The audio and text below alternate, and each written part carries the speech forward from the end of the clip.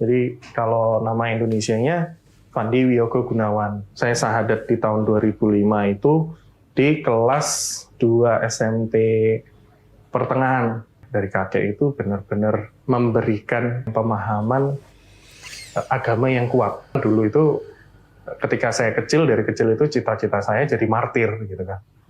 Sekitaran kelas 5 SD, kelas 6 SD itu saya sudah mulai bantu kegiatan di gereja, ngajar anak-anak di sekolah minggu.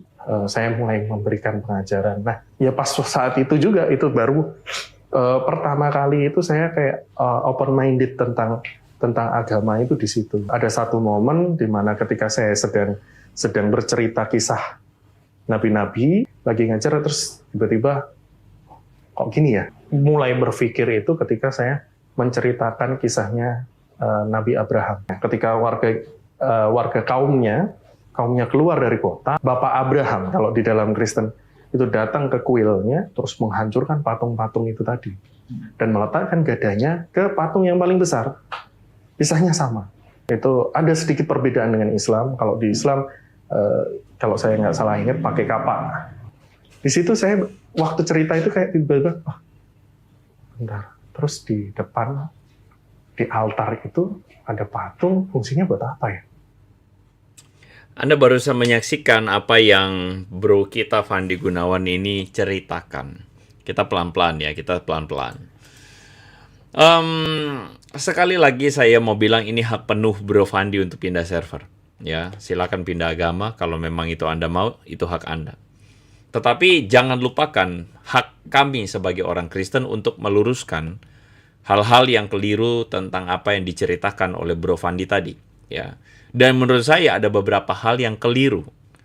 Sebelum kita masuk dengan hal yang keliru, saya masuk dengan hal yang janggal dulu. Ketika bro Fandi ini mengatakan bahwa dia mengajar sekolah minggu tentang Abraham, Bapak Abraham yang menghancurkan patung berhala. Saya langsung tertarik bahas bro Fandi ini. Kenapa? Karena ketika saya mendengarkan, langsung saya menjadi terheran-heran. Sejak kapan ada kisah Abraham menghancurkan patung berhala di dalam Alkitab Kristen?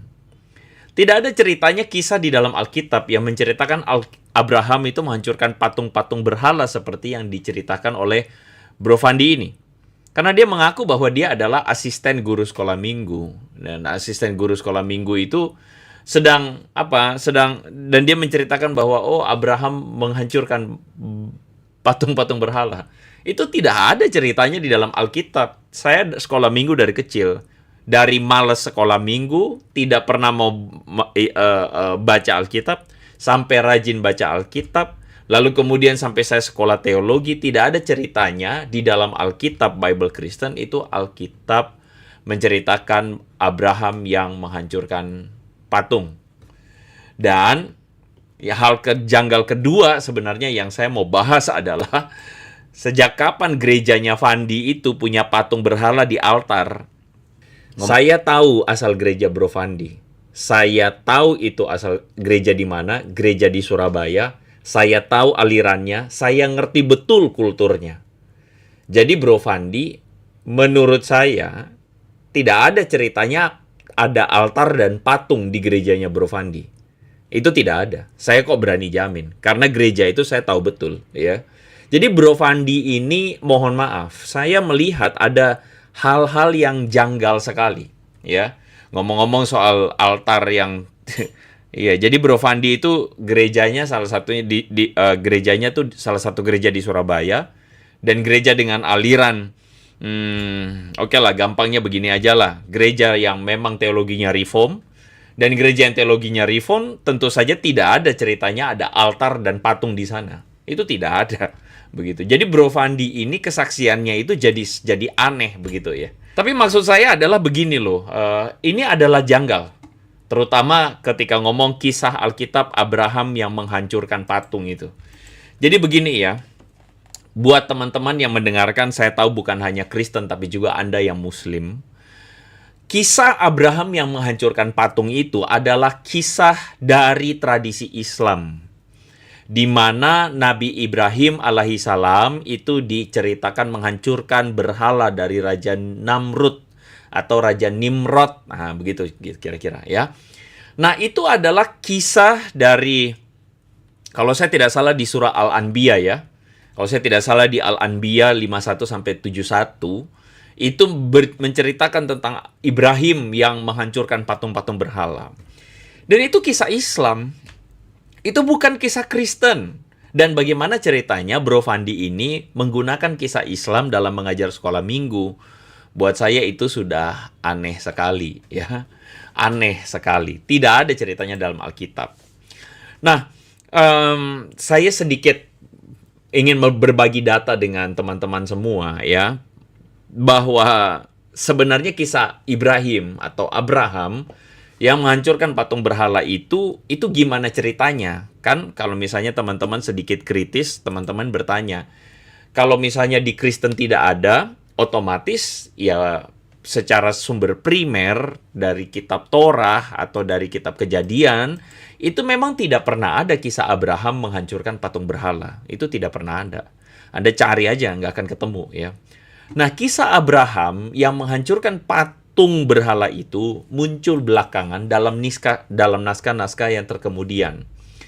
Dalam sejarah kita akan menemukan naskah dari The Book of Jubilee, itu kira-kira sekitar tahun 135 sampai tahun 105 sebelum Masehi, itu menceritakan tentang Abraham yang membakar rumah berhala.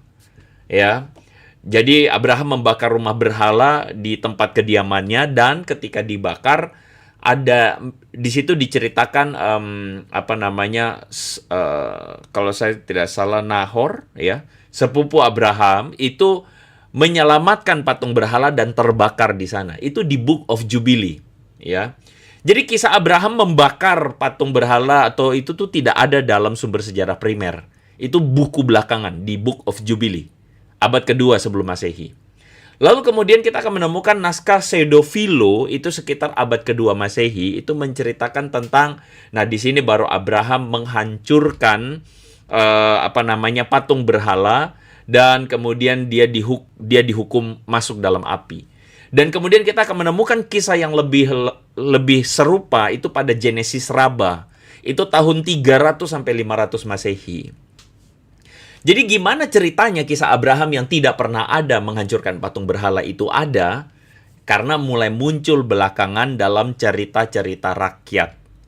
Nah, kalau Anda melihat hal-hal ini, maka bisa kita simpulkan bahwa kisah Abraham menghancurkan patung berhala ini muncul sebagai cerita rakyat. Cerita rakyat berarti cerita tidak faktual. Cerita yang muncul belakangan. Nah, itu aja yang saya bisa ngomong ya. Jadi cerita yang muncul belakangan, cerita yang bukan faktual, bukan cerita sejarah, dan itu tidak bisa dijadikan patokan. Apalagi ketika dikatakan ada seorang yang mengajarkan guru sekolah minggu, mengajarkan kisah Abraham menghancurkan patung berhala.